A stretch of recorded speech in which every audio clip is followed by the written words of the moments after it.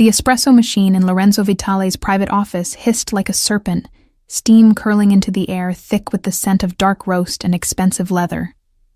I stood at the mahogany sideboard, preparing his third café of the morning with the practiced efficiency of 6 months under his employment, though under felt like the wrong preposition.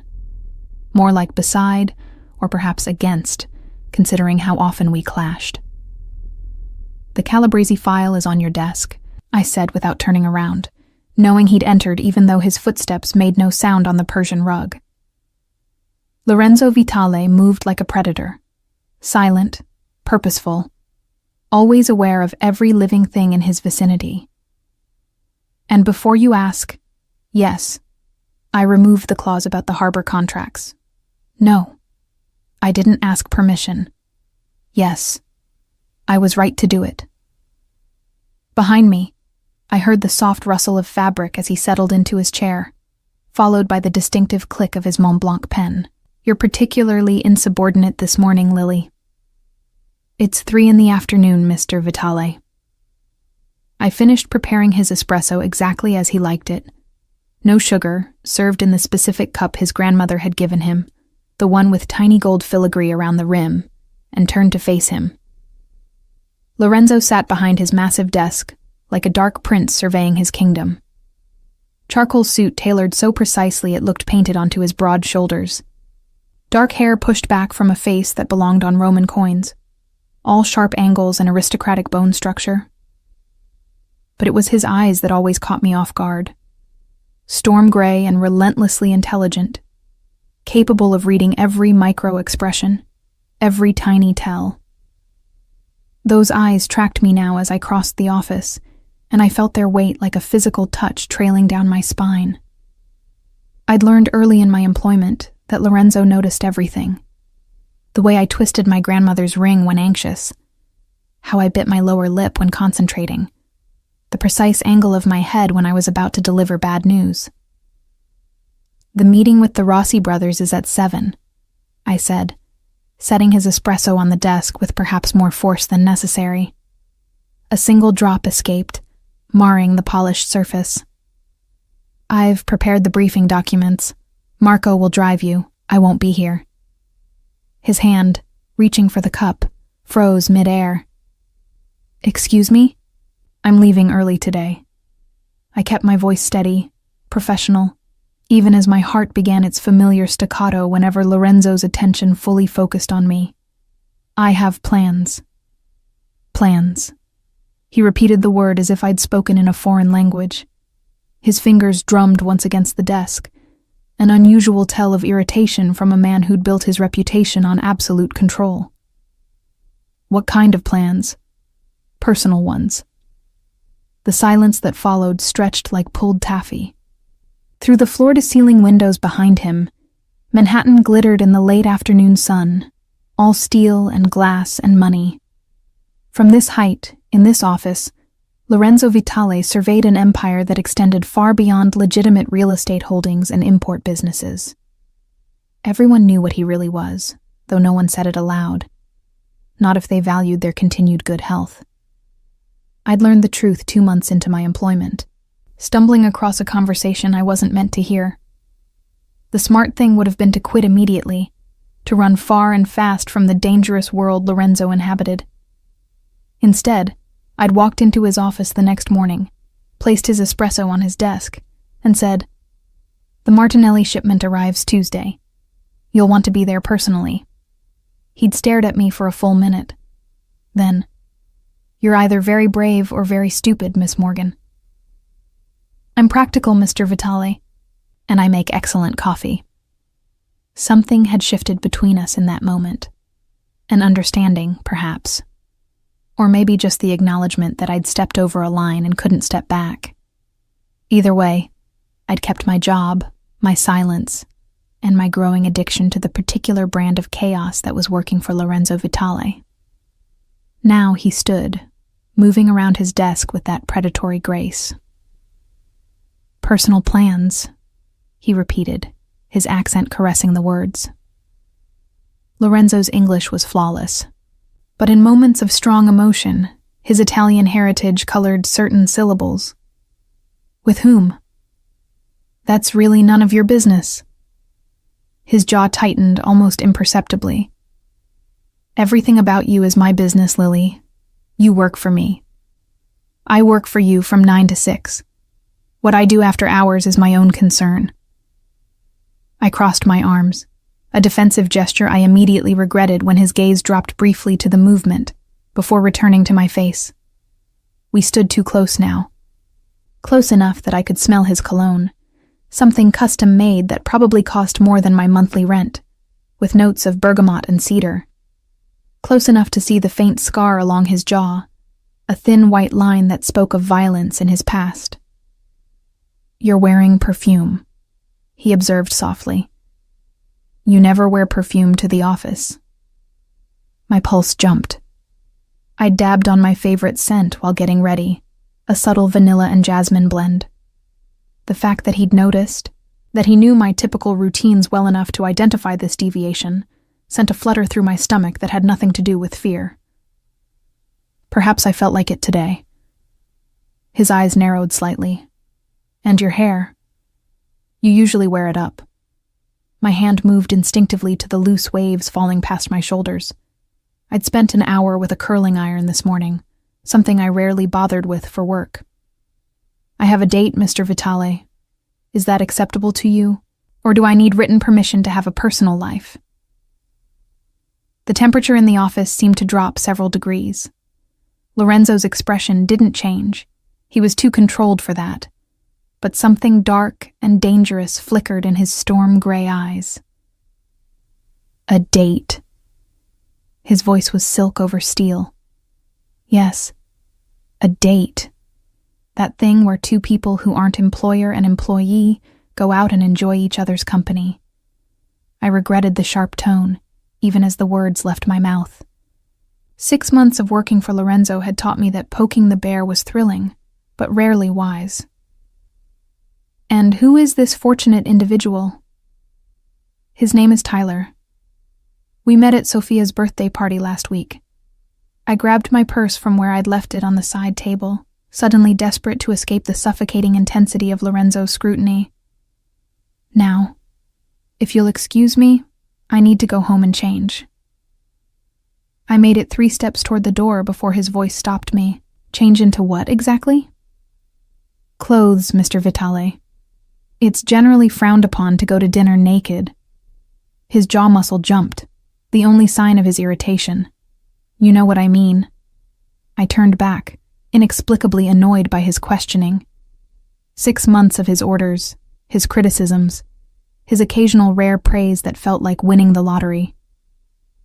6 months of watching him parade through the office with a rotating cast of beautiful women, each more stunning than the last. 6 months of pretending I didn't feel anything when he stood too close, when his hand brushed mine passing documents, when he called me into his office late at night, and I caught him watching me with an expression I couldn't quite read.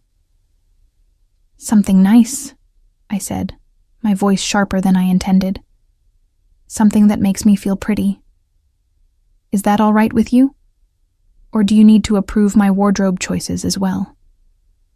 For a moment, Lorenzo said nothing. Then, be careful, Lily. You don't know what kind of men are out there. The concern in his voice, genuine concern, caught me off guard. I softened slightly. I'll be fine. Tyler's a stockbroker. Very respectable. Stockbrokers can be dangerous too.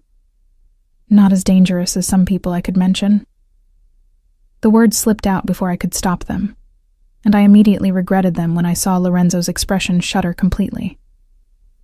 5 o'clock, he said, his voice now purely professional. Cold. Don't be late tomorrow. I nodded and fled, my heels clicking rapidly against the marble floor of the outer office. My hands trembled slightly as I gathered my things, adrenaline and something else, something I didn't want to examine too closely, flooding my system. Lucia, the receptionist, looked up from her desk with knowing eyes. Trouble in paradise? There is no paradise, I muttered, jabbing the elevator button repeatedly. Just a very bossy man who doesn't understand boundaries. Lucia's smile was sly. If you say so. The elevator ride down 43 floors gave me time to collect myself. This was ridiculous. Lorenzo Vitale was my boss. A dangerous man. A man who lived in a world of violence and power that I wanted no part of. The fact that he made my pulse race and my skin flush was irrelevant. Inconvenient. A complication I absolutely could not afford. Tyler was safe. Normal. Boring. Perhaps, but boring was good. Boring meant I could sleep without worrying about men in dark suits showing up at my door. Boring meant a future that didn't involve federal investigations or rival family disputes. Boring meant not feeling like I was perpetually standing at the edge of a cliff, simultaneously terrified of falling and desperate to jump. My apartment was a modest one-bedroom in Queens, a 40-minute subway ride from Lorenzo's Fifth Avenue tower. I showered quickly, trying to wash away the lingering tension from our confrontation. The red dress hung on my closet door where I'd left it this morning, an impulse purchase I'd made last week, telling myself I deserved something pretty, even if it cost more than I should have spent. The fabric was silk, the color a deep crimson that made my skin glow. The neckline was modest, but the dress hugged every curve before flaring slightly at my knees. I'd never worn anything like it, never had a reason to. I studied myself in the full-length mirror, barely recognizing the woman staring back. With my hair in loose curls, subtle makeup highlighting my features, and the red dress transforming me into someone confident and alluring, I looked like I belonged in Lorenzo's world. Like I could walk into any 5-star restaurant and command attention. The thought made me uncomfortable and thrilled in equal measure. My phone buzzed with a text from Tyler. Running 15 min late. Meet you at Ricci's at 8? I confirmed and grabbed my clutch, trying to ignore the tight feeling in my chest. This was good. This was normal. This was what regular people did. They went on dates with nice, boring men who didn't make them feel like they were constantly playing with fire. The restaurant Tyler had chosen was upscale Italian, all dim lighting and white tablecloths.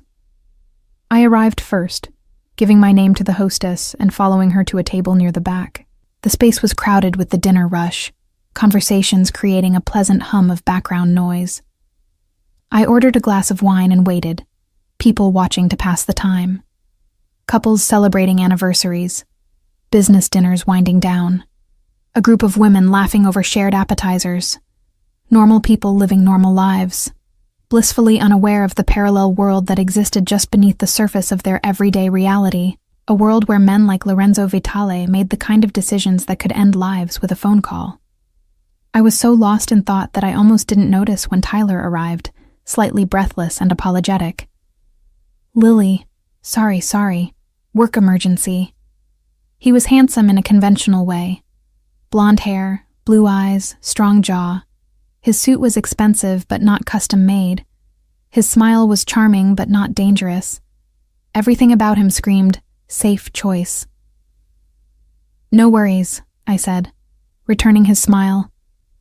I just got here myself. The date started well enough.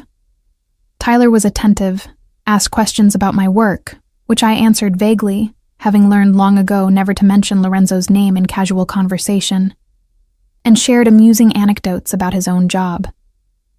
He was everything a first date should be: polite, interested, appropriate. So why did I keep checking my phone? Why did every dark-haired man who passed our table make my pulse jump? Why did I feel like I was betraying someone, by being here? You seem distracted, Tyler observed, refilling my wine glass. Everything okay? Fine, I lied. Just a long day at work. Your boss sounds like a real piece of work. Tyler leaned back, his expression shifting to something more calculated. Demanding hours, high pressure, must be tough. Something in his tone made my internal alarm bells ring, but I pushed the feeling aside. It has its moments. What is it exactly that your company does? You mentioned imports? The question was casual, but his eyes were too focused, too intent. Various things. International trade, mostly.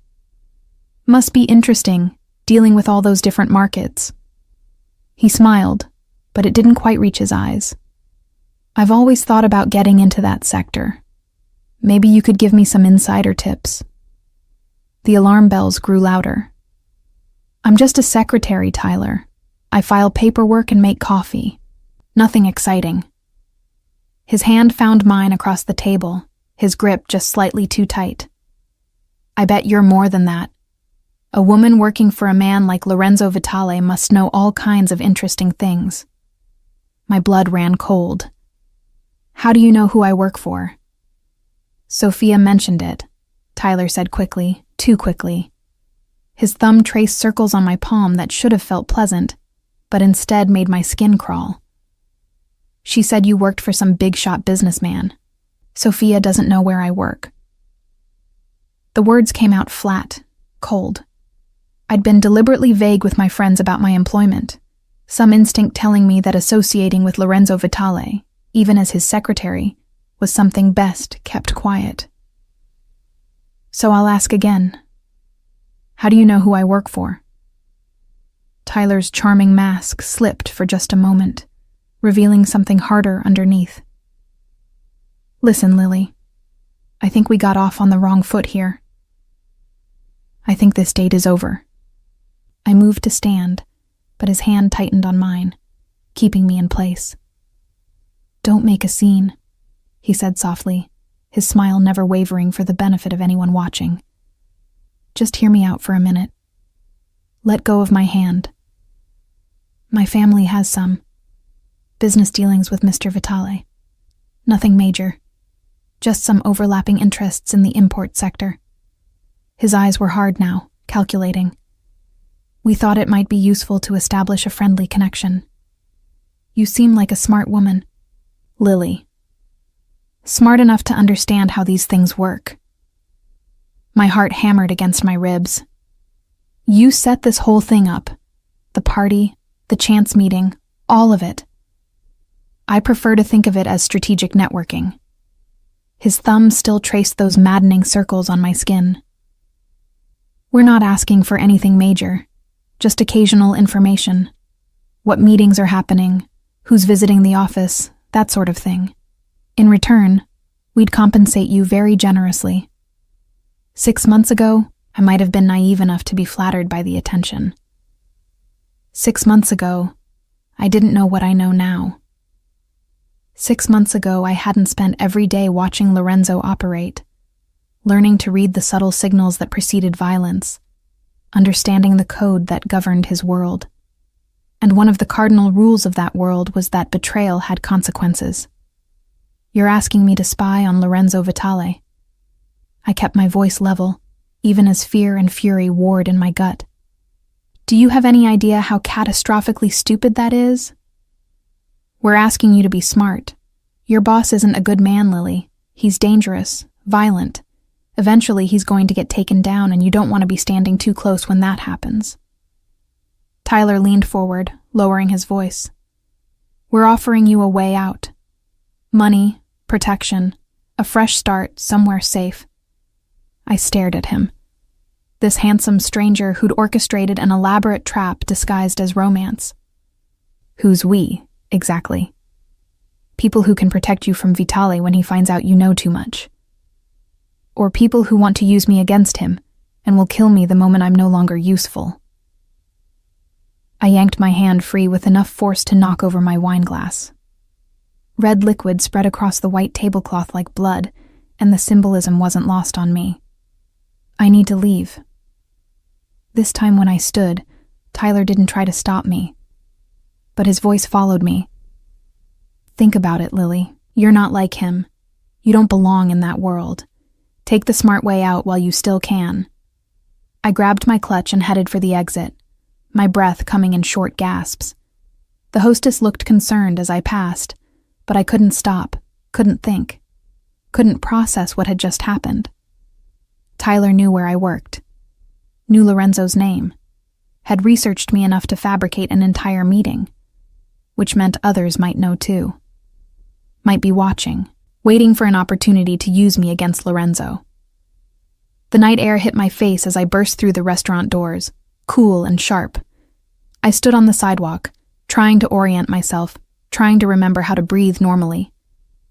My phone buzzed in my clutch, probably Tyler, sending some follow-up message. I ignored it. The smart thing would be to go home, lock my doors, and start updating my resume. Tomorrow morning, I'd walk into Lorenzo's office and quit. Get out before whatever power play Tyler's family was orchestrating caught me in the crossfire. That was the smart thing.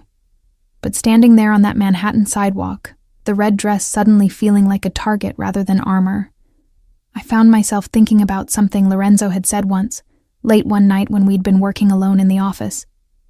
We'd been discussing a business rival who'd made an aggressive move, trying to undercut one of Lorenzo's contracts. Predators can sense fear, he'd said, not looking up from the documents he was reviewing. The moment you show it, you become prey. The trick is to decide whether you're going to run or bare your teeth. At the time, I'd thought he was talking about business negotiation. Now, I understood it was a philosophy he lived by. I pulled out my phone, scrolling past Tyler's messages to find the number I'd only ever used for emergencies. Lorenzo had programmed it into my phone my first week, instructing me to call if I ever felt unsafe. I'd laughed at the time, calling him paranoid. I wasn't laughing now. He answered on the first ring. Lily. His voice was different than at the office, rougher, more intimate, like he'd been waiting for my call. Where are you? Ricci's on West 54th. I need... My voice cracked, and I hated myself for the weakness. Can you send someone to pick me up? I don't want to take the subway.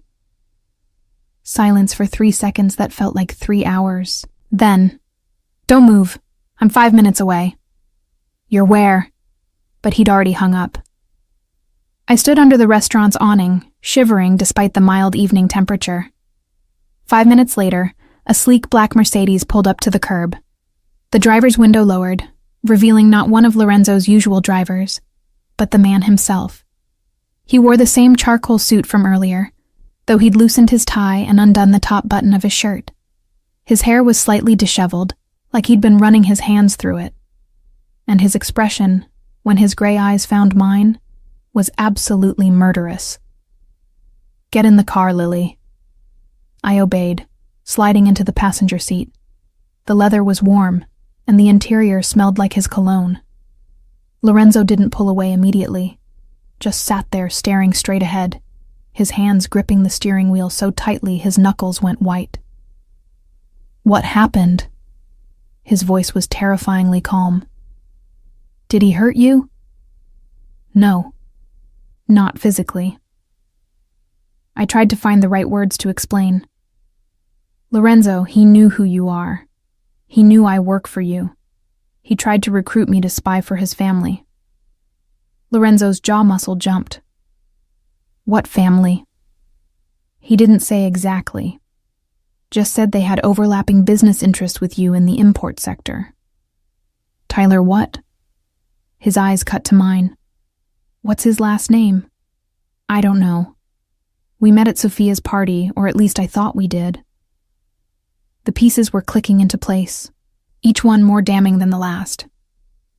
It was all staged, wasn't it? He targeted me specifically. Lorenzo was quiet for a moment, processing. Then, Tyler Monroe, early 30s, blonde, works at Castellani Financial? How did you... Because I've been watching him watch you for 2 weeks. He finally released the steering wheel, turning to face me fully. His father is Vincent Monroe. They run the waterfront unions, been trying to muscle into my shipping operations for months. My stomach dropped. You knew? You knew someone was watching me and you didn't tell me? I had someone watching him watch you. You were never in danger, Lily. Until I went on a date with him. Which is why I was 3 tables away all evening, waiting for him to show his hand. Lorenzo's voice dropped lower. Did you really think I'd let you walk into a restaurant with a stranger without knowing exactly who he was and what he wanted? I stared at him, torn between fury at his presumption and a traitorous relief that he'd been there. You followed me. I protected you. There's a difference. You had no right. I have every right. He leaned closer, and suddenly the car felt very small. You work for me, Lily. You're part of my organization. That makes you my responsibility. I'm not a possession you can track like a FedEx package. No, you're a liability. The words exploded out of him with uncharacteristic lack of control. You walk around in red dresses looking like that, attracting attention from every man in a 50-mile radius, completely oblivious to the fact that you're a walking target for anyone who wants to get to me. The silence that followed was deafening. Lorenzo looked like he wanted to snatch the words back, his expression shifting from angry to carefully blank in the span of a heartbeat. But it was too late. They hung between us, impossible to ignore. Looking like what? I asked softly. His jaw tightened. Lily? No, you said looking like that. Like what, exactly? Like you know exactly the effect you have. He pulled back, putting distance between us, his control reasserting itself. Like you're trying to drive every man who sees you completely insane. My heart was doing strange things in my chest, racing and stuttering and forgetting how to beat normally. And are you? Insane? Lorenzo didn't answer for a long moment. Then, instead of responding, he started the car and pulled into traffic with perhaps more aggression than necessary. We drove in loaded silence through Manhattan, the city lights streaking past the windows. I should have been processing the danger I'd just escaped, Tyler's proposition, the implications of rival families taking an interest in me. Instead, all I could think about was the way Lorenzo's hands gripped the steering wheel, the muscle jumping in his jaw, the careful way he was not looking at me. Where are we going? I finally asked when I realized we were heading uptown, away from Queens. My place. We need to talk, and I don't trust your apartment's security. My apartment is fine. Your apartment has locks a teenager could pick and neighbors who wouldn't notice if someone carried you out screaming. He took a sharp turn. You're staying with me tonight. Tomorrow, we'll discuss permanent arrangements. Permanent arrangements? I twisted in my seat to face him. Lorenzo, I'm not moving into your penthouse just because one guy tried to recruit me. One guy from a family that now knows you're close to me. One guy who will absolutely try again, or send someone else to try. One guy who demonstrated very clearly that you are no longer safe living alone in a neighborhood with minimal security. He had a point, much as I hated to admit it. Tyler knew where I lived, probably knew my routines. The thought of going back to my apartment, of lying in bed wondering if every sound was someone breaking in, made my skin crawl. Just for tonight, I conceded. Then we figure out a real solution. We'll see. His building was one of those exclusive high-rises where the doorman knew you by name, and the elevator required a keycard. We rode up to the top floor in silence, the tension between us thick enough to cut. I'd never been to Lorenzo's home, had never imagined I would be. It felt strangely intimate, crossing this threshold from professional to personal. The penthouse was exactly what I'd expected and nothing like it at the same time. Sleek modern furniture, floor-to-ceiling windows offering a view that probably cost more than my parents' house. Kitchen full of professional-grade appliances that looked barely used. But there were also personal touches, family photographs on the mantel, a well-worn leather chair by the window, bookshelves full of volumes in both English and Italian. Guest room is down the hall, second door on the left, Lorenzo said, shrugging out of his suit jacket and loosening his tie further. There's spare toiletries in the bathroom. I'll have someone bring clothes from your apartment tomorrow. Lorenzo, we should both get some sleep. He turned away, heading toward what I assumed was his own bedroom. It's been a long night. Wait, the word came out before I could stop it. He paused, not turning around. Why were you so angry? When I told you about the date, you looked, I don't know, furious. His shoulders tensed. I wasn't angry. You were. You are. I took a step closer. And you were at the restaurant. You said you were 5 minutes away, but you were already there. You'd been watching the whole time. Slowly, Lorenzo turned to face me. In the dim lighting of his penthouse, with his tie undone and his careful control slipping, he looked different. Less like the cold mob boss and more like a man at the end of his rope. Yes, he said simply. I was watching. Why? Because I'm apparently a masochistic idiot who enjoys torturing himself.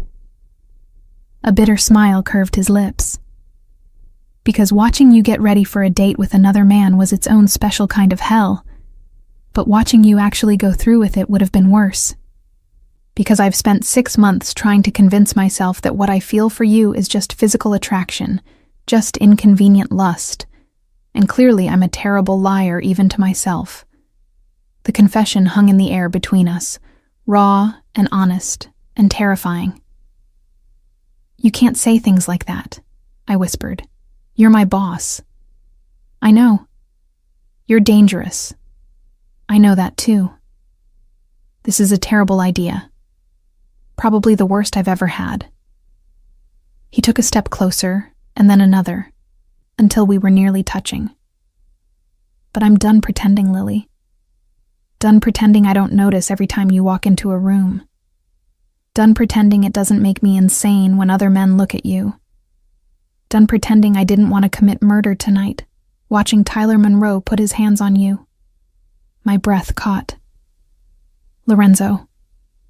I told myself I'd keep my distance, that I'd be professional, that you deserved someone normal, someone safe, someone who wouldn't drag you into my world. His hand came up, hovering near my face but not quite touching. And then you showed up to work 6 months ago, with your sharp tongue and sharper mind, completely unimpressed by my reputation, rolling your eyes at my orders like I was nothing more than an annoying middle manager. Do you have any idea what that did to me? His hand finally made contact, fingers ghosting along my jaw with devastating gentleness. I've been with beautiful women, sophisticated women, women who knew the rules of my world and played the game perfectly. His thumb traced my lower lip, and I shivered. None of them ever called me dramatic in front of my men. None of them ever stole my coffee. None of them ever looked at me the way you do. Like I'm simultaneously the most irritating person on the planet, and something you might actually care about despite your better judgment. I started. But the lie died on my tongue. Because he was right. God help me. He was absolutely right. When did you know? I asked instead. That you felt. The day you found out what I really do. His expression turned rueful. You walked in that morning, put my coffee on my desk, and mentioned the Martinelli shipment like you were discussing the weather. No fear, no judgment, just brutal practicality. I knew then that you were going to ruin me. I thought back to that day, remembering the adrenaline rush of making that choice, of deciding to stay instead of run. I should have left. Yes, he agreed. You absolutely should have. But you didn't. And every day you stayed, every time you pushed back against my orders, every moment you treated me like a person instead of a monster. He trailed off, shaking his head. I was lost before I even realized I'd fallen. The admission should have terrified me. This was Lorenzo Vitale, a man whose name made grown men nervous, who controlled an empire built on violence and fear. Getting involved with him would be signing up for a life of danger, of always looking over my shoulder, of never quite feeling safe. But standing there in his penthouse, his hand cradling my face like I was something precious, I couldn't remember why safety had ever seemed so important. This is insane, I whispered. We barely know each other. I know that you take your coffee with too much cream and not enough sugar. I know you bite your thumbnail when you're nervous. I know you call your mother every Sunday at 9. I know you cry at animal shelter commercials and laugh at terrible puns. I know you keep a photo of your grandmother in your desk drawer and that you touch it when you need courage. His other hand came up, framing my face. I know you, Lily Morgan. Better than you think. And I knew him too, I realized. Knew that he read spy novels in Italian when he couldn't sleep. Knew he preferred his espresso dark and bitter, like his humor. Knew he had a scar on his ribs from a knife fight at 17, and that his mother's death had nearly destroyed him. Knew he donated anonymously to literacy programs, and that he'd once stopped a business meeting to help a lost child find her parents. Knew that beneath the cold exterior was a man capable of devastating tenderness. I'm scared, I admitted. You should be. This isn't some fairy tale, Lily. My life is dangerous. My enemies are ruthless. Getting close to me puts a target on your back that will never disappear.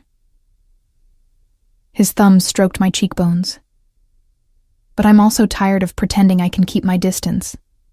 Tired of watching you from across the office and imagining what it would be like to touch you, to kiss you, to hear you say my name without that professional distance in your voice.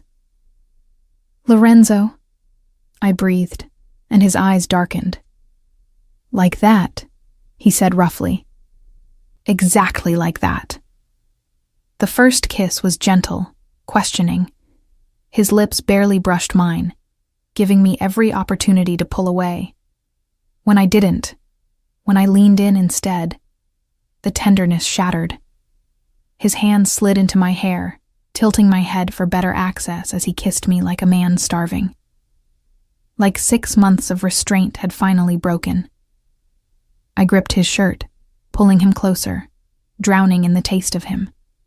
He tasted like danger and desire and everything I'd been denying I wanted. His hands roamed my back, fingers tracing the zipper of the red dress, and I arched into his touch. This dress, he muttered against my lips. Do you have any idea what it did to me, seeing you in this dress? Tell me, I challenged, and his eyes flashed with dark promise. Later. Right now, I want it off you. He walked me backward toward his bedroom, our lips never breaking contact. The room was dark save for the city lights streaming through the windows, but I didn't care. All that mattered was Lorenzo's hands on my skin, his mouth trailing fire down my neck, the way he said my name like a prayer and a curse. The zipper of the red dress whispered open. Cool air hit my heated skin, and then Lorenzo's hands were there, warm and possessive. The dress pooled at my feet, leaving me in just my underwear and heels, feeling both vulnerable and powerful under his hungry gaze. Beautiful, he murmured, and the reverence in his voice sent shivers down my spine. So beautiful it hurts to look at you. I reached for his shirt, fumbling with the buttons. He helped me, shrugging out of it impatiently. In the dim light, I could see the scar he'd told me about, along with others I didn't know the stories behind. Evidence of a violent life, of danger survived. I traced one with my fingertips, feeling him shudder under my touch. These are who you are, I said softly. But they're not all you are. Something vulnerable flashed in his eyes. Then he was kissing me again, and thought became impossible. There was only sensation. His hands, his mouth, the slide of skin against skin. He laid me on the bed with surprising gentleness, covering my body with his, and I wrapped my legs around his waist, pulling him closer. Tell me to stop, he said, his voice rough with barely controlled desire. Tell me you don't want this, and I'll walk away, sleep on the couch, pretend this never happened. And if I don't want you to stop, then you're mine. The possessiveness in his voice should have alarmed me. Instead, it sent heat pooling in my core. No more dates with stockbrokers. No more pretending there's nothing between us. Mine, Lily. In every way that matters. Yours, I agreed, and he groaned, his control finally shattering completely. What followed was everything I'd imagined and nothing like it. Lorenzo was demanding but attentive, rough but careful, taking what he wanted while making sure I took what I needed. He learned my body, like he learned everything. With focused intensity, memorizing every reaction, every sound I made. And when I finally shattered in his arms, he swallowed my cries with his kiss, following me over the edge with my name on his lips. Afterward, we lay tangled in his sheets, my head on his chest, his fingers tracing absent patterns on my shoulder. The city glittered beyond the windows, but inside his bedroom, the world felt impossibly small and safe. "What happens now?" I asked quietly. Lorenzo was silent for a moment. "Now, everything changes. You move in here. Security detail 24/7. No more subway. No more late nights alone at your apartment. You stay close where I can protect you." That sounds like a gilded cage. It's the reality of being with me. His arms tightened around me. "I won't apologize for keeping you safe. I should have protested, should have insisted on maintaining my independence. But Tyler's cold proposition was still fresh in my mind, a reminder that I'd stepped into Lorenzo's world whether I wanted to or not. The only question was whether I'd face the dangers alone, or with his protection. "What about work?" I asked. "I can't very well be your secretary and your whatever this is." "Girlfriend," he supplied. "You're my girlfriend now, and you'll keep your job if you want it. I like having you close, though I may need to hire a second secretary to actually handle the filing, since I plan to spend a lot of time distracting you." Despite everything, I smiled against his chest. "Very professional." I'm a lot of things to Soro. Professional isn't always one of them. The Italian endearment sent a flutter through my stomach. What does that mean? Treasure. Because that's what you are. Rare and precious and worth protecting. He pressed a kiss to the top of my head. "Get some sleep. Tomorrow we have a lot to discuss, and I need to handle the Monroe situation." The reminder of Tyler sent a chill through me. "What are you going to do to him?" "Nothing permanent," Lorenzo assured me. "Just make it very clear that you're under my protection, and any future attempts to use you against me will have severe consequences." "Lorenzo." "Shh. This is how my world works, Lily. Actions have consequences. He tried to use you. Now he pays the price."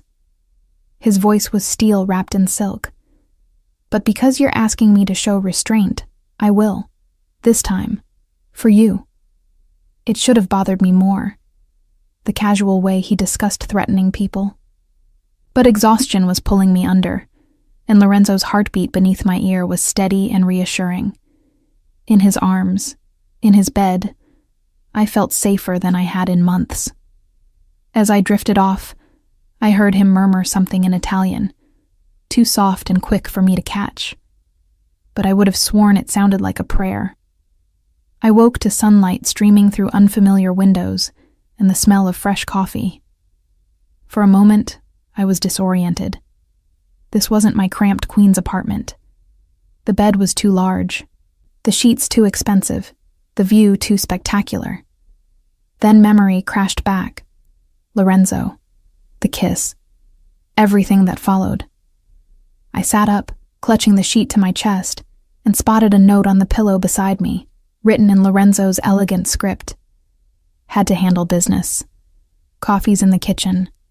Don't even think about leaving this apartment without security. El Bossy even in love notes. Some things never changed. I found one of his shirts, white dress shirt that fell to mid-thigh on me, and padded out to the kitchen. True to his word, fresh coffee waited in an expensive machine that probably cost more than my car.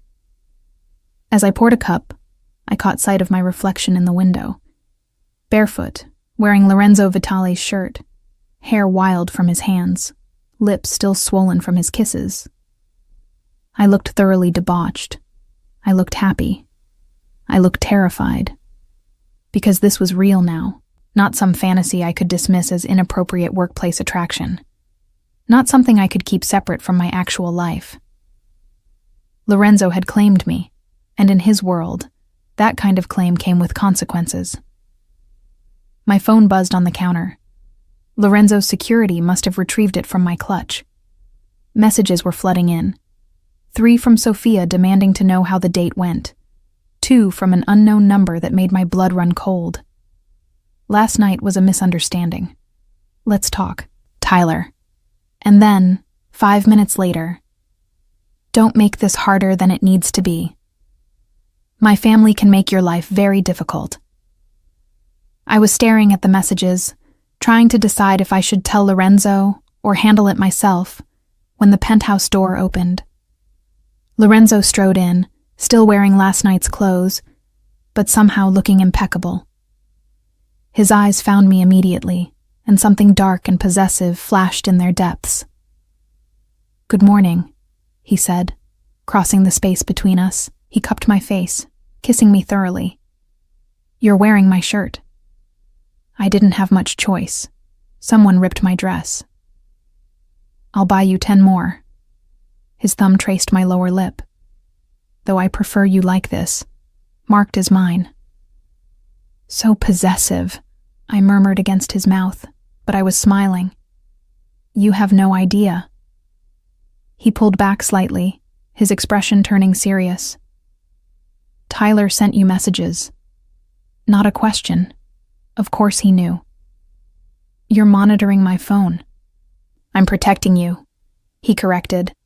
"There's a difference. And yes, I saw the messages. Marco is already handling it."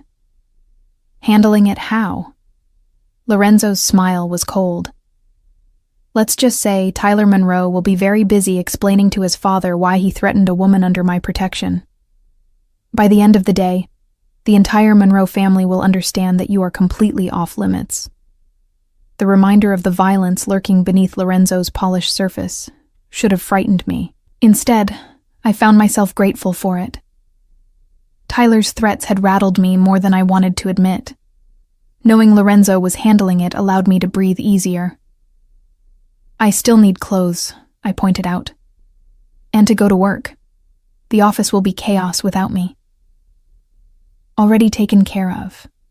Marco sent your assistant Rosa to your apartment to pack some things. She should be here within the hour." He guided me to the kitchen island, pressing me onto a bar stool. "As for work, you're taking the day off. We need to discuss security arrangements." "Lorenzo, I can't just not show up. You're the boss's girlfriend now. You can do whatever you want." He moved around the kitchen with surprising competence, pulling out ingredients for breakfast. "Besides, after last night's drama, you need a day to decompress." I watched him crack eggs into a bowl, trying to reconcile this domestic version of Lorenzo with the cold mob boss I'd worked for. "You cook?" My mother insisted all her children learn. She said depending on others for basic survival was a weakness. His expression softened with memory. She also said the way to a person's heart was through their stomach, though she usually meant it more romantically. "Tell me about her." I'd heard him mention his mother before, but always in passing. Always with that mix of love and grief that meant the loss was still raw. Lorenzo was quiet for a moment, focusing on whisking the eggs. She was fierce. Tiny woman, barely 5 feet tall, but when she walked into a room, everyone paid attention. She ran the family legitimately. Restaurants, import business, while my father handled the less legal side. He poured the eggs into a hot pan. "She died when I was 23. Heart attack. Sudden. One day she was arguing with me about my choice of girlfriend. The next day she was gone. I'm sorry. So was I. Still am." He plated the omelet with practiced ease, adding toast and fresh fruit. "She would have liked you. Your stubbornness. Your refusal to be intimidated. She wouldn't have liked me working for her son. No, he agreed, setting the plate before me. She would have hated that part. But she would have respected that you survived 6 months dealing with me without quitting or committing murder. That takes a special kind of patience. I took a bite of the omelet, perfectly cooked, seasoned just right. This is delicious. How did you know I liked mushrooms and Gruyere? Because I pay attention to Sorrow. I always pay attention to you. He leaned against the counter, coffee cup in hand, watching me eat with satisfaction. Which is why I know you're worried about more than just Tyler's messages. Damn him for being so observant. I'm worried about what this means. Us. Your world isn't exactly safe, Lorenzo. No, it's not. But you've been in my world for 6 months already, whether we were together or not. At least now, I can protect you openly, instead of from the shadows. He set down his cup, moving to stand before me. I know what I'm asking you to accept. The danger, the scrutiny, the fact that my enemies might target you to get to me. If you want to walk away, I'll make sure you're relocated somewhere safe, somewhere they'll never find you. New identity, new life, complete protection. The offer should have been tempting. A chance to escape, to return to normalcy. But the thought of leaving Lorenzo, of never seeing him again, never feeling his hands on me, never hearing him call me to Sorrow, made my chest ache. And if I don't want to walk away, then you stay here, where I can keep you safe. You keep your job if you want it, though we'll need to be discreet at the office. And you accept that you're mine now, in every way that matters. His hands found my hips, pulling me closer. You accept the guards, the security, the limitations on your freedom. Because your safety matters more to me than your independence. That's a lot to ask. I know. But I'm a selfish bastard, Lily. I've wanted you from the moment you walked into my office. And now that I have you, I'm not letting go. His forehead pressed against mine. Tell me you'll stay. I should have thought it through more carefully. Should have made a list of pros and cons, weighed my options rationally. Instead, I found myself saying, I'll stay. But I have conditions. His lips curved. Of course you do. Name them. First, I keep working. I'm not a kept woman, Lorenzo. I need purpose. Agreed. Second, you don't make decisions about my safety without consulting me. I'm not a child to be protected without explanation. That one's negotiable. If there's immediate danger, then you explain it to me as soon as possible after. I held his gaze. I'm serious. I can handle the truth. What I can't handle is being kept in the dark. He considered for a moment, then nodded. Fair enough. What else? Third, no lying. About anything. I'd rather deal with a hard truth than a comfortable lie. I can work with that. His hand slid up my sides. Any other demands? Just one. I tangled my fingers in his hair, pulling him closer. You have to remember that I'm with you, because I want to be, not because I'm afraid to leave. The moment this becomes a cage instead of a choice, I'm gone.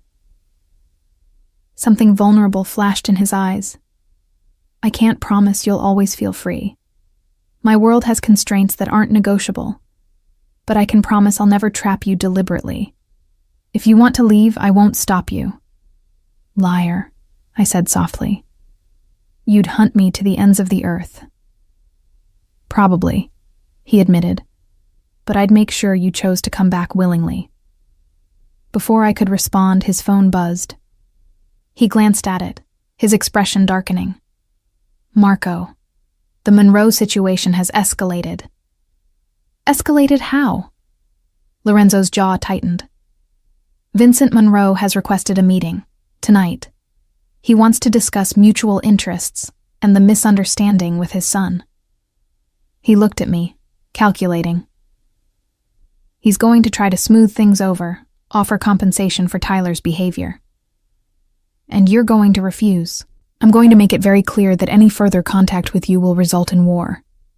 His voice was cold, detached, the mob boss firmly back in place. "Then I'm going to ensure the Monroe family understands that targeting you was the biggest mistake they've ever made." A knock at the door interrupted us. Lorenzo tensed, one hand moving to the small of his back, where I knew he kept a gun. But then he relaxed. "That'll be Rosa with your things." He wasn't wrong. His assistant appeared with 2 large suitcases and several shopping bags. "Miss Morgan," she greeted me with a knowing smile. "I hope I packed everything you might need. If anything's missing, just let me know." "Thank you, Rosa." I tried not to feel awkward about the fact that she'd just seen me in Lorenzo's shirt, clearly having spent the night. But she seemed completely unbothered, as if her boss starting a relationship with his secretary was the most normal thing in the world. After she left, I took the bags to the guest room to change, trying to ignore the fact that Lorenzo followed me, leaning against the doorframe and watching me with dark, hungry eyes. "You're very distracting," I told him, pulling out jeans and a soft sweater. "That's the idea." He crossed the room, spinning me to face him. "You're not sleeping in the guest room anymore." "Lorenzo." "You're mine now, Lily. That means you sleep in my bed, wake up in my arms. Let me know you're safe every night." His hands framed my face. "I need that. Need you close." The vulnerability in his admission undid me. "Okay. But you have to promise not to hog the covers." He smiled, that rare, genuine smile that transformed his face. "I promise nothing. I'm Italian. We're territorial about everything, including blankets." The rest of the day passed in a strange bubble of domesticity. Lorenzo worked from home, taking calls in his study while I explored the penthouse and tried to wrap my head around my new reality. Every so often, he'd emerge to check on me, pulling me into kisses that left me breathless. As evening approached, his mood shifted. The meeting with Vincent Monroe was scheduled for 9 at one of Lorenzo's restaurants, neutral territory with plenty of security. I could see the tension building in his shoulders, the cold focus settling over his features. "I want to come with you," I said, as he was preparing to leave. Lorenzo turned from where he'd been checking his gun. "Absolutely not. He's going to be discussing me. I should be there." "Lily, these meetings can get dangerous. I'm not putting you in the line of fire."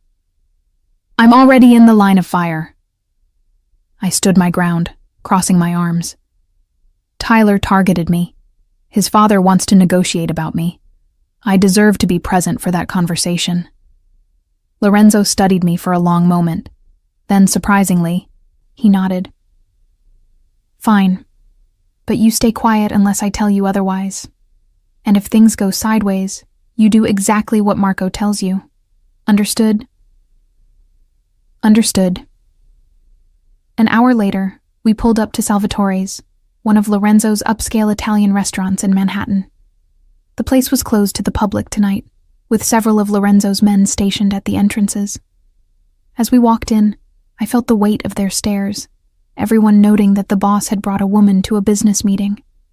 Vincent Monroe was already seated at a large table in the center of the dining room, flanked by 2 men who were clearly bodyguards. He was older than I'd expected, probably early 60s, with silver hair and cold blue eyes that assessed me with predatory interest when we approached. "Vitale," he greeted Lorenzo, his gaze never leaving me. "And this must be the young lady who's caused all the trouble." "This is Lily Morgan," Lorenzo said coldly, his hand possessive at the small of my back. "My girlfriend. And the reason we're having this conversation." Vincent's smile didn't reach his eyes. "Your son made a serious error in judgment. Tyler was trying to establish a business relationship. Perhaps his methods were overly aggressive, but his intentions were purely professional. His intentions were to recruit my girlfriend to spy on me." Lorenzo's voice was silk over steel. "That's not business, Vincent. That's an act of war. Now let's not be hasty. Let me be very clear. Lorenzo leaned forward slightly. Miss Morgan is under my protection. Any further attempts to contact her, to use her, to even look at her wrong, will result in consequences. Severe consequences. Vincent's jaw tightened. You're being unreasonable. It was a simple misunderstanding. There's no misunderstanding. Your family tried to use her against me. That's unforgivable. Lorenzo's hand moved to his side, and I knew he was touching his gun. Consider this your only warning. The tension in the room ratcheted up several notches. Vincent's men shifted, hands moving toward their own weapons. Lorenzo's security detail moved closer, creating a protective circle around us. Then Vincent smiled, and the expression sent chills down my spine. You've changed, Vitale. Since when do you let a woman make you emotional? Make you weak? Careful, Lorenzo said softly, and the threat in that single word was unmistakable. You're about 3 seconds from finding out exactly how weak I am. Vincent held up his hands in mock surrender. I'm simply saying that this overreaction seems disproportionate. Tyler made a pass at a pretty girl. You've made it clear she's yours. Why not accept my apology and move on? I'm willing to offer compensation for any distress caused. I don't want your money, Vincent. I want your assurance that your family will never approach Lily again, that you'll spread the word through every organization in this city that she's completely off limits. And if I refuse? Lorenzo's smile was terrifying. Then we go to war, and I systematically dismantle everything you've built, starting with your waterfront operations and ending with your son's kneecaps. The crude threat should have shocked me. Instead, I found myself oddly touched by Lorenzo's vehemence, his absolute refusal to allow anyone to threaten me. Vincent studied Lorenzo for a long moment, clearly weighing his options. Then he sighed. Fine. You have my word. The Monroe family will stay away from Miss Morgan. We'll put out the word that she's under Vitale protection. Smart choice. Lorenzo's hand tightened on my back. Now get out of my restaurant. We watched them leave, tension slowly draining from the room. As soon as the door closed behind the Monroes, Lorenzo turned to me, his hands framing my face. You okay? I'm fine. That was. I searched for words. Intense. That was restrained. If you hadn't been here, I would have put a bullet in him for suggesting you were a weakness. He pressed his forehead to mine. You're not a weakness, Tesoro. You're my strength, the reason I get up every morning wanting to build something better. My heart clenched at the admission. Lorenzo. I know it's too soon. I know we're moving too fast. But I've never felt about anyone the way I feel about you. Like I'd burn down the world if it meant keeping you safe. His thumb stroked my cheek. Like I'd walk away from all of this. The power, the empire, everything, if you asked me to. Don't, I whispered. Don't say things like that. Why not? Because it makes me believe in impossible things, like happy endings for people in your world. What if I told you I'm planning to make us possible? That I've been working for years to legitimize my businesses, to separate myself from the violence? He pulled back slightly, meeting my eyes. I didn't tell you before because I didn't want you to think I was doing it for you. But the truth is, meeting you accelerated my timeline. Made me realize I wanted a future where I could have both the empire and the woman I love. The words hung between us, raw and honest and terrifying. You love me? So much it scares me. His voice was rough. I've done terrible things, Lily. I've hurt people, made choices that haunt me. But with you, I want to be better. Want to deserve you. I kissed him then, pouring everything I couldn't say into the contact. When we finally broke apart, Both breathing hard, I whispered, "Take me home." "With pleasure." The drive back to the penthouse was charged with tension. Lorenzo's hand stayed on my thigh, possessive and warm. Every so often, he'd glance at me with dark eyes that promised exactly what would happen when we were alone. As soon as we were inside, he pressed me against the door, his mouth finding mine with desperate hunger. I wrapped my legs around his waist as he carried me to the bedroom, our clothes leaving a trail behind us. "Mine," he growled against my throat, and I gasped as his teeth scraped sensitive skin. "Yours," I agreed, and he groaned, lifting me onto the bed with surprising gentleness despite the urgency between us. What followed was different from the first time. Slower, more deliberate. Lorenzo took his time learning my body, discovering what made me gasp, what made me moan. And when he finally joined our bodies, it felt like something shifting into place, two pieces of a puzzle that had always been meant to fit together.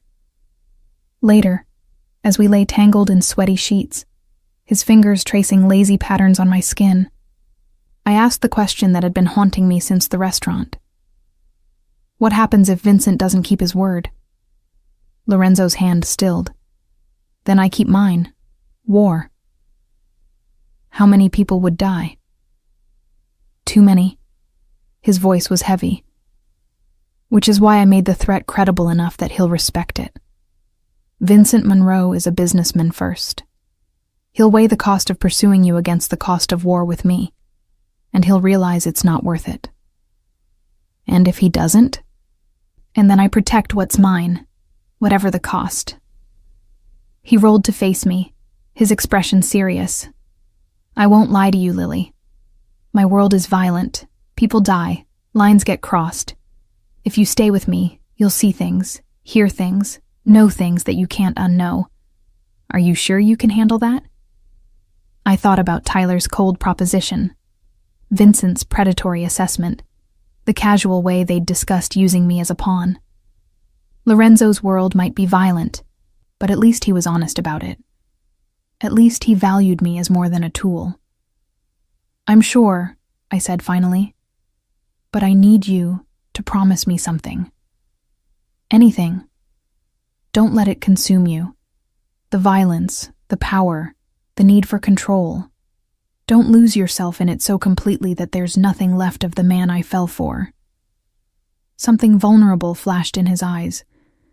"You fell for me?" Somewhere between you being insufferably bossy and surprisingly gentle, yes, I fell. I touched his face, feeling the scratch of stubble under my palm.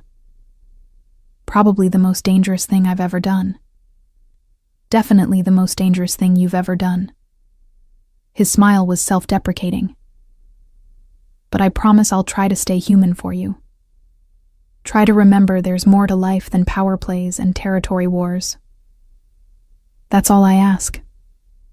We fell asleep like that, wrapped around each other, the city lights painting patterns on the walls, and for the first time since moving to New York, I felt like I'd found home. Not a place, but a person. The next morning, we established a new routine. Lorenzo made coffee while I showered. We had breakfast together before heading to the office in his car, Marco driving while we reviewed the day's schedule. At work, we maintained professional distance, though I caught him watching me more than once with heated eyes that promised later. It should have been awkward, this transition from boss and secretary to lovers. But somehow it worked. The banter between us took on new layers. The casual touches became loaded with promise. And when we were alone in his office, he'd pull me onto his lap and kiss me until we both forgot why maintaining professional boundaries mattered. "We're terrible at discretion," I said one afternoon, adjusting my blouse after a particularly intense makeout session on his desk. "I don't care." Lorenzo straightened his tie, looking thoroughly satisfied. "Let them talk. Let everyone know you're mine." So possessive. You love it. I couldn't argue with that. A week passed in blissful routine. No more threats from the Monroes. No more late-night danger. Just work during the day and Lorenzo's bed at night. I let myself believe that maybe, just maybe, we could make this work, that love could survive in his dark world. Then everything changed. I was in Lorenzo's office, organizing files, when Marco burst in without knocking. His face was grim. "Boss, we have a problem." Lorenzo looked up from his laptop. "What kind of problem?" "Vincent Monroe is dead, shot outside his home 2 hours ago." Marco's gaze flicked to me. "And someone's leaking rumors that we ordered the hit." The color drained from Lorenzo's face. "What?" "It wasn't us, right?" I asked, though I already knew the answer. Lorenzo had been with me all night, all morning. There was no way. Of course it wasn't us. Lorenzo was already moving, grabbing his phone. "But someone wants us to take the fall. Marco, get our lawyers on standby and find out who's spreading these rumors." "There's more," Marco said grimly. "Tyler Monroe is calling for revenge. He's rallying the other families, saying you broke the peace agreement, saying you killed his father in cold blood." Lorenzo's jaw tightened. "He's using this as an excuse to start the war we avoided. Or someone else killed Vincent and made it look like us to start a war." I voiced what we were all thinking. Who benefits from you and the Monroes destroying each other? 6 other families. Lorenzo ran a hand through his hair, a rare gesture of frustration. And all of them would happily watch us tear each other apart. "What do we do?" I asked. Lorenzo looked at me, and for the first time since I'd known him, I saw real fear in his eyes. Not for himself, but for me. "We prepare for war." The next 72 hours were a blur of tension and preparation. Lorenzo moved me to a safe house, a fortified apartment in a building he owned, with armed guards at every entrance. I hated the confinement, but understood the necessity. If Tyler Monroe wanted revenge, I'd be his first target. Lorenzo visited when he could, always surrounded by security, always looking more exhausted than the time before. The strain of managing a crisis while trying to keep me safe was taking its toll.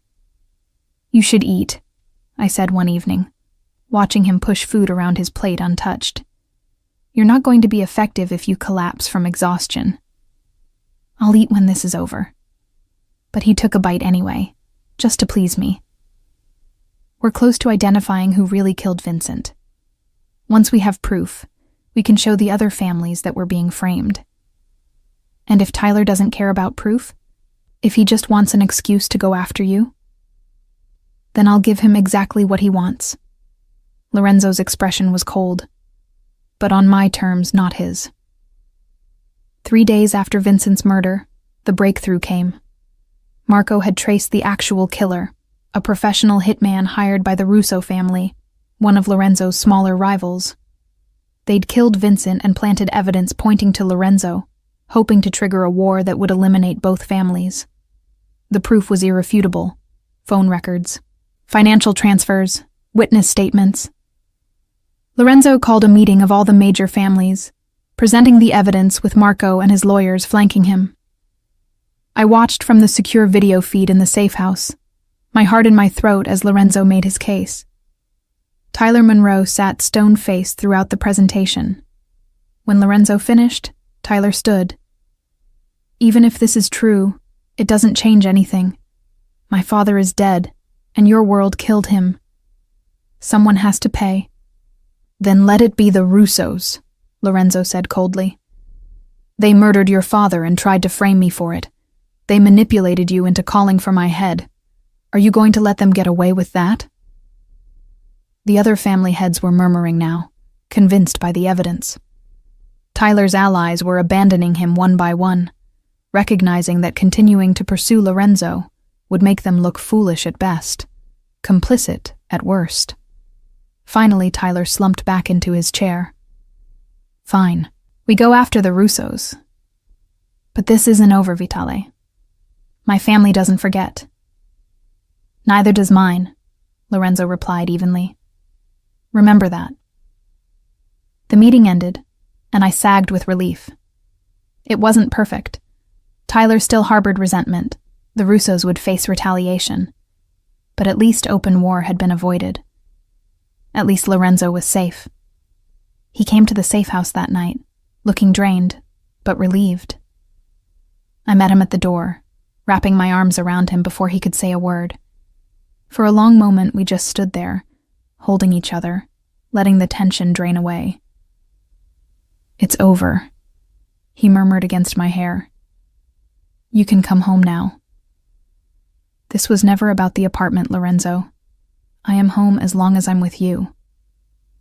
He pulled back to look at me, his eyes soft with emotion. How did I get so lucky? I ask myself the same question. I kissed him gently, though I suspect it has something to do with excellent coffee-making skills. He laughed, the sound rusty from days of stress. That must be it. We went back to the penthouse that night, and for the first time in days, I felt like I could breathe. The crisis had passed. We'd survived. But Lorenzo's world had shown its teeth, and I knew it was only a matter of time before the next threat emerged. A month later, things had settled into a new normal. I was back at work, though now everyone knew I was Lorenzo's girlfriend. Some of his associates treated me with new respect, others with thinly veiled disapproval. I didn't care. I had Lorenzo, had meaningful work, had a life that felt purposeful despite its dangers. We were in his office one afternoon when I made the decision that had been building for weeks. I want to learn. Lorenzo looked up from his paperwork. Learn what? Your world. How it works, who the players are, what the rules are. I leaned against his desk. If I'm going to be with you, I need to understand the chessboard. Need to see the moves before they happen. He studied me for a long moment. It's not too late to walk away, you know. To choose the safe, normal life. I'm choosing you. That's my normal now. I held his gaze steadily. Teach me. And so he did. Over the following months, Lorenzo educated me in the Byzantine politics of his world. I learned which families could be trusted, which were rivals, which were merely waiting for an opportunity to strike. I learned to read the subtle signals in meetings, to understand the weight of certain words and gestures. It was like learning a new language, one where silence sometimes spoke louder than words, and where respect was currency, as valuable as money. Lorenzo was a patient teacher, never talking down to me, always treating my questions seriously. And slowly, I stopped being just his girlfriend who needed protection. I became his partner, someone he consulted on strategy, someone whose insights he valued. You're good at this, he said one night, after I'd correctly predicted a rival's next move. Scary good. I had an excellent teacher. I curled into his side on the couch, and I pay attention. That you do. His arm tightened around me. I've been thinking about the future. Oh, about what happens when I'm ready to step back from the more dangerous aspects of my business. About who could run things in a way that maintains our power, but reduces the violence. He looked down at me. About whether you'd ever consider being more than just my girlfriend. My heart stuttered. Lorenzo. I'm not proposing, not yet. His thumb stroked my shoulder. But I want you to know that when I do, and I will, it won't just be about love. It'll be about partnership, about building something together that's stronger than either of us alone. That sounds like a Mafia marriage proposal. Because it is. He turned me to face him. In my world, marriage is as much about alliance and partnership as it is about love. I want all of that with you, Lily. Want to bind our lives together in every way that matters. I should have been scared by the intensity of his declaration. Instead, I felt something settle deep in my chest, a certainty I'd never experienced before. Ask me. Not yet. He kissed me softly. When I propose, It'll be perfect. A moment worthy of the woman who changed my life by being impossible to ignore and even harder to resist.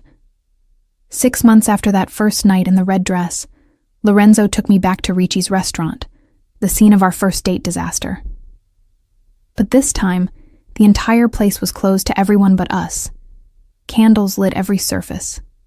A string quartet played softly in the corner, and when Lorenzo knelt beside my chair, a velvet box in his hand, I knew this was the perfect moment he'd promised. "Lily Morgan," he began, his voice steady despite the emotion in his eyes. "You walked into my life in sensible shoes and a cheap suit, completely unimpressed by everything I'd built. You called me dramatic. You stole my coffee.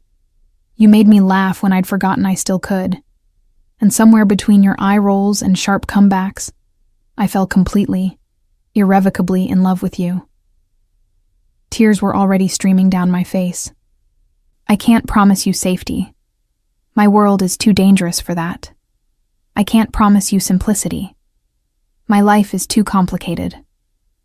His thumb stroked my hand. "But I can promise you everything I have. My heart, my loyalty, my protection, my partnership in building something better than what came before. Marry me, Tesoro.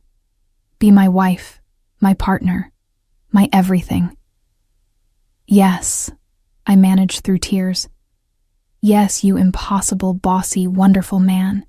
Yes." He slid the ring onto my finger, a stunning emerald-cut diamond flanked by smaller stones, elegant and somehow perfect. Then he stood, pulling me into his arms and kissing me as the quartet swelled into something triumphant. "I love you," he murmured against my lips. "My Lily, my treasure, my home." "And I love you," I replied. "My Lorenzo, my impossible choice, my perfect danger." We married 3 months later in a small ceremony attended by both our worlds, his family and mine, his business associates and my friends, the legitimate and the less so. My father walked me down the aisle, looking slightly shell-shocked by the entire thing. My mother cried through the whole ceremony, but when Lorenzo took my hands and pledged himself to me, in English and Italian, his voice breaking slightly on the promises, nothing else mattered. Not the danger, not the complications, not the whispers about what I was getting myself into. All that mattered was the way he looked at me like I was his salvation, like I'd taken a man who'd lived in darkness and shown him light. Our first dance was to an Italian love song his mother had favored. Lorenzo held me close, whispering the translation in my ear. "You are my sun, my moon, my stars. Without you, I am lost in darkness." "Good thing I'm here to light the way then," I teased, and he laughed, spinning me around the dance floor. Later, as we left for our honeymoon, a month in Italy visiting Lorenzo's family estates, I looked back at the reception, at the unlikely collection of people celebrating our union, at the life I'd stumbled into by sending one accidental text message to the wrong number. "Any regrets?" Lorenzo asked, following my gaze. I turned to face him, this dangerous, powerful, surprisingly tender man who'd claimed my heart without permission and protected it fiercely ever since. Only that I didn't wear the red dress more often. Clearly, it has magical powers. That dress nearly killed me. His hands found my waist, pulling me close. Watching you walk out in it, knowing you were getting ready for another man, I wanted to lock you in my penthouse and never let you leave. So possessive. Always. He kissed me thoroughly, ignoring the cheers from the remaining guests. "But you love it." "I love you," I corrected. "The possessiveness is just a bonus. Where are you going in that dress?" He'd demanded 6 months ago, jealousy and desire warring in his voice. Now I finally had the answer, exactly where I was meant to be. Home.